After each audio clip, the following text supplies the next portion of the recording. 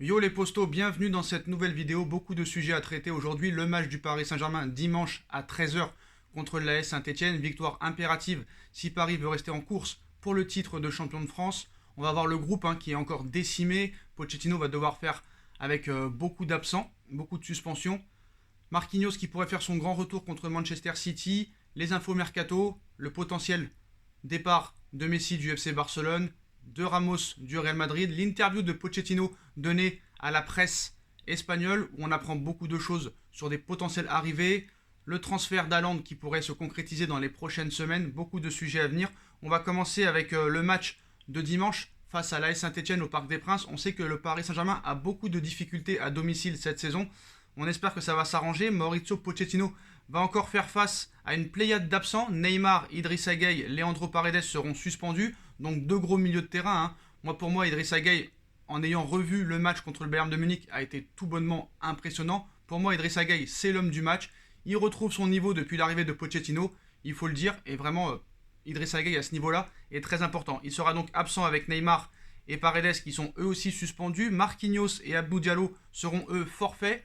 Mauro Icardi est encore incertain et pourrait faire son grand retour contre Angers en Coupe de France mercredi prochain. Il sera donc difficile de faire souffler certains joueurs, dont Kylian Mbappé. Il y a quand même quelques bonnes nouvelles avec les retours attendus de Marco Verratti, Alessandro Florenzi et Levin Kurzawa. En parlant d'Alessandro Florenzi, l'Inter serait très intéressé. Alessandro Florenzi aurait rencontré Antonio Conte lors du dernier rassemblement de la Squadra Azzurra en Italie. Le courant serait très bien passé entre les deux hommes. Comme vous le savez, Alessandro Florenzi est prêté par la Roma au Paris Saint-Germain. L'option d'achat est estimée à 8 millions d'euros. Paris serait favori dans ce dossier, mais attention à l'Inter qui est aussi très intéressé. En ce qui concerne Marquinhos, comme vous le savez, il est forfait, il s'est blessé au match aller contre le Bayern de Munich. Marquinhos est optimiste quant à son rétablissement et ne s'interdit pas de pouvoir être titulaire contre Manchester City dès le match aller. Donc c'est quand même une bonne nouvelle. Je pense que le retour de Marquinhos sera très important, vraiment en défense centrale. On sait que Kipembe est 10 fois meilleur quand il y a Marquinhos à côté de lui. Marquinhos, capitaine et meilleur défenseur de cette équipe. Franchement, il sera indispensable. Et j'espère qu'il sera présent contre City parce que voilà, le soldat Marquinhos, on en a besoin. Donc voilà un petit peu pour les absents. Quel compo contre Saint-Etienne? On pourrait voir le retour peut-être de Kurzawa à gauche à la place de Diallo. On va repartir sur la même défense centrale, je pense, que contre Munich. À droite, Florenzi pourrait faire son retour. Au milieu de terrain, peut-être que Herrera et Rafinha seront titulaires. Et devant, peut-être qu'on verra Di Maria, Kylian Mbappé et Moise Kean. En parlant de Moise Kean, comme vous le savez, Moise Kean est prêté par Everton au Paris Saint-Germain. La Juve est grandement intéressée. Everton fixe le prix de Moise Kean à 50 millions d'euros, soit autant qu'Icardi lors du dernier mercato estival, mais beaucoup plus que la valeur marchande du joueur l'été dernier. Everton compte bien profiter du succès de Moise Kean à Paris, soit en récupérant un joueur en pleine confiance, soit en gagnant un joli pactole. Donc quoi qu'il en soit, il faudra débourser minimum 50 millions d'euros pour Moise Kean. Après, ça peut être aussi des estimations. Peut-être que Everton demande 50 millions d'euros officiellement pour en avoir entre 30 et 35. Voilà, on sait que le fair play financier n'existe plus. Même s'il y aura quelques contraintes, ce sera beaucoup plus allégé que le fair play financier. Je pense que Paris doit mettre son va-tout pour avoir Moise Kean. Et pourquoi pas aussi, si Icardi continue sur cette lancée à toujours être blessé et absent, peut-être le vendre et pourquoi pas utiliser cet argent pour Moise Kean. Mais je tiens à préciser aussi que Erling Haaland quittera normalement le Borussia Dortmund cet été. Et moi, quand je vois Erling Haaland, certes, peut-être qu'au haut niveau, il n'a pas encore prouvé grand-chose. Contre le Borussia, contre City, il n'a pas fait grand-chose au match retour. Il a eu une occasion au match aller. On attend de le voir quand même contre les grosses équipes, même s'il a prouvé contre le Bayern qu'il savait mettre des buts. Mais contre des défenses un peu plus solides, un peu plus physiques, un peu plus regroupées, il n'a pas montré son énorme potentiel. C'est vrai que c'est un joueur que j'estime et que j'admire beaucoup. Le clan Haaland demanderait un salaire annuel de 35 millions d'euros par an à qui voudra s'attacher ses services. On sait que le Real Madrid, le FC Barcelone, Chelsea, Manchester City, Liverpool et le Paris Saint-Germain sont grandement intéressés. Franchement, on va pas se mentir, Kylian Mbappé et Haaland sont les futures stars du football mondial. Mbappé peut-être a encore plus prouvé que Haaland à l'heure actuelle. Il est champion du monde, a déjà participé à une finale de Ligue des Champions l'année dernière. Peut-être une deuxième cette saison. Mbappé, ça fait quand même sa 3e demi-finale de Ligue des Champions dans sa carrière. À 22 ans, ce n'est pas rien. En plus des titres de champion de France, de champion du monde, de Coupe de France, de Coupe de la Ligue, Mbappé est au-dessus. Mais si tu arrives à associer Mbappé et Haaland, certes, Dortmund demande minimum 120 millions d'euros. Certes, le Real Madrid est favori. Mais je pense qu'un petit peu le monde du football va espérer peut-être que Mbappé et Haaland, si c'est à l'étranger, ne soient pas dans la même équipe. Mais c'est vrai que moi, je serais le dirigeant du Paris Saint-Germain, je serais Doha, je serais Nasser, je serais Leonardo. Je mettrais un petit peu mon va-tout pour avoir Erling Haaland. Apparemment, pour l'instant, ce n'est pas la priorité. Mais on sait que quand même Mino Raiola est très ami avec Leonardo. Il y a eu beaucoup d'opérations entre les deux. Les deux s'entendent très très bien. Je pense que peut-être Paris pourrait jouer les troubles faits et les outsiders dans le dossier Haaland. Surtout qu'il y a d'autres pistes aussi d'abord. Selon les dernières informations dévoilées par la Cadena Ser, la direction du club merengue estimerait que Sergio Ramos aurait déjà acté son départ du Real Madrid à la fin de saison, puisque le défenseur espagnol sera libre de tout contrat au mois de juin. Il disposerait de meilleures propositions sur le marché des transferts que le Real Madrid. Zinedine Zidane devrait donc perdre l'un de ses joueurs emblématiques et phares, qui est également son capitaine et qui est présent au Real Madrid maintenant depuis plus de 16 ans. Reste à savoir quelle serait la prochaine destination de Sergio Ramos, ciblée par plusieurs cadors européens, dont le Paris Saint-Germain. Là encore, c'est une piste gratuite, défenseur central. Franchement, Ramos, certes, à 35 ans, vu le palmarès, tu peux pas vraiment dire non quand c'est gratuit, mais vu les blessures qui se traînent en ce moment, est-ce que ce serait une bonne idée? Il y a quelques mois, je t'aurais dit oui. En ce moment, ce serait un petit peu du 50-50, mais bon, Sergio Ramos gratuit. On sait qu'il y a une Coupe du Monde en 2022. On sait que Paris a un projet pour 2022 d'avoir la meilleure équipe possible avec des plus grosses stars. Voilà. Pour l'instant, la stratégie du Paris Saint-Germain, c'est de ne pas de faire confiance aux jeunes joueurs, malheureusement, mais à des stars. Voilà, il faut vendre des maillots, il faut faire du sponsoring, il faut faire du merchandising, et pour l'instant, c'est la volonté de Doha. Donc malheureusement, il faut faire avec ça. Sur l'interview de Pochettino, il y a beaucoup de choses à dire. Il parle de beaucoup de choses. Il parle d'une potentielle arrivée de Messi, de Ramos, la prolongation ou non de Kylian Mbappé. Pour revenir sur Haaland, 35 millions d'euros par an, ça me paraît quand même assez cher. Je pense que tant que Mbappé prolongera pas, Paris ne sera pas dessus malheureusement sur Haaland. Certes, il n'y a plus le fair play financier, mais c'est pas une raison vraiment pour dépenser à tout va. Même si on sait que Doha veut des stars, on sait qu'il y a des joueurs comme Alaba qui sont gratuits, Ramos qui sont gratuits, Wijnaldum qui sont gratuits, Lionel Messi qui sont gratuits. On va y revenir là-dessus. Donc moi, mon avis le plus sincère sur le dossier Léo Messi. Donc si Messi et Neymar doivent évoluer ensemble la saison prochaine, comme le Brésilien en a clairement exprimé le souhait il y a quelques mois après la victoire à Old Trafford, ce sera sur le maillot parisien et pas barcelonais. Voilà, le soi-disant plan de Messi visant à rapatrier Neymar au Barça n'a donc aucune réalité. Voilà, pour moi, c'est désormais confirmé. Si les deux doivent jouer ensemble à nouveau, ce sera au Paris Saint-Germain. Neymar va prolonger son contrat normalement jusqu'en 2026 avec une année en option, donc potentiellement jusqu'en 2027. Si Messi s'en va, ce sera au Paris Saint-Germain. Voilà, c'est sûr et certain. Sur une éventuelle prolongation, ça discute. Laporta n'a pas vraiment de solution. On sait que le salaire de Messi à l'heure actuelle au Barça est stratosphérique. Le seul plan de Laporta, qui est fraîchement président du FC Barcelone, le plan de Laporta est de convaincre Messi avec un contrat qui commencera avec un salaire inférieur à celui qu'il a actuellement, mais qui augmenterait à mesure que la situation du club Blaugrana se redresse. Je vois pas honnêtement comment le Barça peut se redresser très rapidement. On sait que Messi a déjà 34 ans.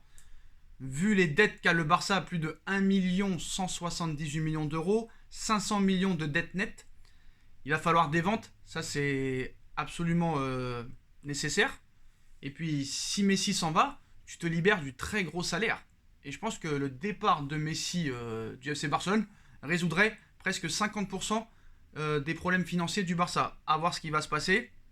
D'après le directeur sportif, l'ancien directeur sportif du Barça et de l'Olympique de Marseille, Zubizarreta, pour lui, Léo Messi a déjà pris sa décision.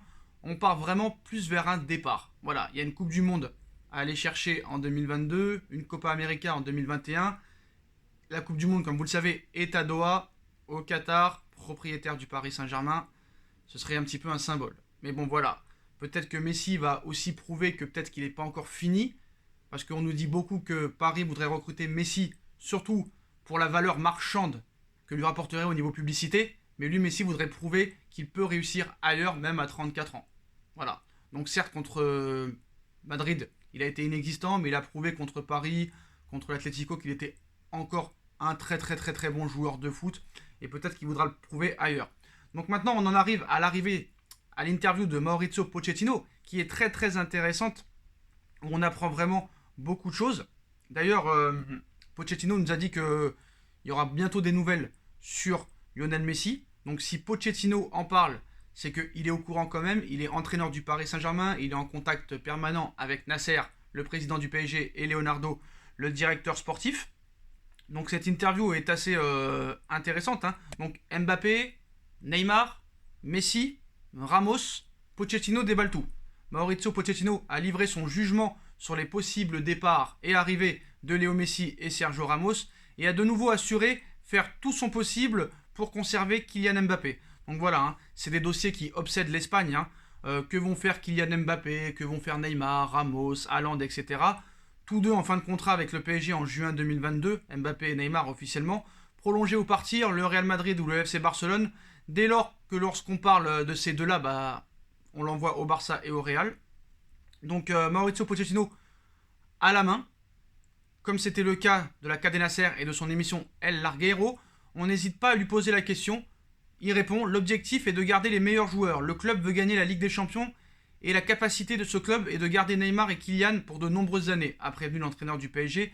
Depuis 3 mois, nous avons une très bonne relation. Les deux joueurs sont très engagés envers le club. Toute équipe veut les avoir dans leur rang. Je suis optimiste sur le fait qu'ils resteront, a-t-il poursuivi. Sur Mbappé, il a même donné son pronostic. Il cite « Je pense qu'il jouera pour le Paris Saint-Germain encore pendant de nombreuses années. Même s'il sait que le forcing du Real Madrid fait planer la menace d'un départ, il cite « Après avoir partagé 3 mois de vestiaire avec Kylian, je me battrai de toutes mes forces pour qu'il reste avec nous. » Mais si le PSG est concerné par ces possibles gros départs, il reste une destination fréquemment citée pour les joueurs qui ont aussi l'occasion de quitter le Real Madrid ou le FC Barcelone. On pense bien sûr à Lionel Messi, compatriote de Maurizio Pochettino, un joueur qu'il a récemment croisé lors de la double confrontation en Ligue des Champions face au Barça. Il nous dit à propos de Messi « Nous nous sommes dit bonjour et nous avons parlé à l'intérieur avec Jordi Alba, Neymar, Rafinha. Nous avons eu une bonne discussion. » A d'abord lancé Pochettino avant de glisser « Je suis sûr qu'on saura bientôt ce qui se passe avec Lionel Messi. » Donc là, c'est vraiment une bombe qui est lancée. Si vraiment Paris n'était pas sur Messi, Pochettino botterait complètement en touche. Là, il botte pas en touche. Il nous dit que voilà, il y a vraiment quelque chose qui va se passer. Enfin, il s'est montré plus discret sur le cas Sergio Ramos, lui aussi en fin de contrat avec le Real Madrid et dont la presse espagnole dit qu'il a de grandes chances de changer d'air. Il finit je n'aime pas parler de joueurs qui ne sont pas dans mon équipe. Il y a beaucoup de rumeurs et le PSG travaille chaque année pour améliorer l'équipe. Il ne reste que peu de temps avant que tout commence à bouger. Donc pas une confirmation de l'intérêt, mais pas un démenti non plus. Donc ça ne lui dérange pas de parler de Messi. Sur Messi, il dit pas je n'aime pas parler de joueurs qui ne sont pas dans mon équipe. Par contre, pour Ramos, il dit ça le dérange. Donc c'est quand même assez bizarre. Donc voilà, donc si on l'écoute, prolongation bientôt de Mbappé, arrivée potentielle de Léo Messi et Sergio Ramos, c'est du 50-50. En tout cas, vous connaissez mon avis. Messi gratuit, tu peux pas vraiment dire non, même si je préférais un joueur comme Haaland. On va pas se mentir, Ramos en défense centrale, s'il ne se blesse pas toutes les 6 semaines, pourquoi pas. Même si pour moi la priorité devrait être David Alaba. Il faut absolument des latéraux. Alors certes, David Alaba n'a pas été monstrueux avec le Bayern de Munich, mais je pense que c'est un joueur vraiment très polyvalent, qui peut jouer dans l'axe, qui peut jouer à gauche, qui peut jouer au milieu de terrain. Lui voudrait jouer numéro 6. Franchement, quand tu recrutes David Alaba, c'est comme si tu recrutais 3 joueurs. Donc vraiment, ce serait assez intéressant, même si David Alaba donne sa préférence au Barça et au Real Madrid. Mais je pense que tant que le dossier Ramos, on n'aura pas de nouvelles officiellement, Alaba, on ne sait pas où il ira, honnêtement. Parce qu'à chaque fois, on dit, oui, lui, il est promis au Real, il est promis au Barça, et à l'arrivée, il est promis à un autre club. Donc voilà, on verra. Même pour Haaland, tout le monde l'envoie au Real Madrid ou au Barça. Peut-être que Paris fera office d'outsider et emportera la mise. Parce que Leonardo a de très bonnes relations avec Mino Raiola. Et on sait que Mino Raiola, lui, ce qui l'intéresse par-dessus tout, c'est l'argent et c'est de savourer le champagne du transfert de Haaland dans une piscine d'une grande maison. On le sait très bien. Donc voilà les postos. Donc interview assez intéressante de Pochettino. Pochettino, dans son jeu, hein, je pense que ça marcherait beaucoup plus à l'extérieur qu'à domicile. C'était la même chose avec l'Espagnol Barcelone, avec Southampton, avec Tottenham. Donc on peut s'attendre à un très grand PSG à l'extérieur et un PSG un peu plus brouillon à domicile. C'est peut-être pour ça que ce sera une bonne nouvelle peut-être de commencer le match contre City au Parc des Princes. Je pense que si on arrive à faire la différence au Parc des Princes dans 2 semaines, on sera grandement favori au match retour parce que Paris est une équipe de contre-attaque et je pense que Pochettino commence à le comprendre avec le milieu qui commence à progresser, Marco Verratti qui va venir, Marquinhos qui va revenir, les latéraux qui vont revenir et la pointe de vitesse que tu as si tu joues de la même façon que contre le Bayern de Munich, je pense que le Paris Saint-Germain sera très dangereux et sera peut-être favori pour la victoire finale. En tout cas, c'est ce qu'on espère tous pour pouvoir faire la fête aux Champs-Élysées au mois de mai. Voilà les postos, bah voilà, hein, vous avez toutes les infos du jour sur le mercato, sur le match du PSG dimanche, sur les infos transferts. N'hésitez pas à bombarder la barre de like, on partage, on commente, on s'abonne, on active la petite cloche pour être tenu au courant des vidéos qui vont sortir. On me rejoint sur mon Instagram SB Foot News si vous voulez être au courant de toutes les infos mercato, football, 24 sur 24, 7 jours sur 7. La cagnotte PayPal est toujours disponible en description si vous voulez participer. Ma deuxième chaîne No Feeling. Voilà les postos, je vous souhaite à tous une bonne continuation, prenez soin de vous et à très très vite pour une nouvelle vidéo les postos. Tchuss.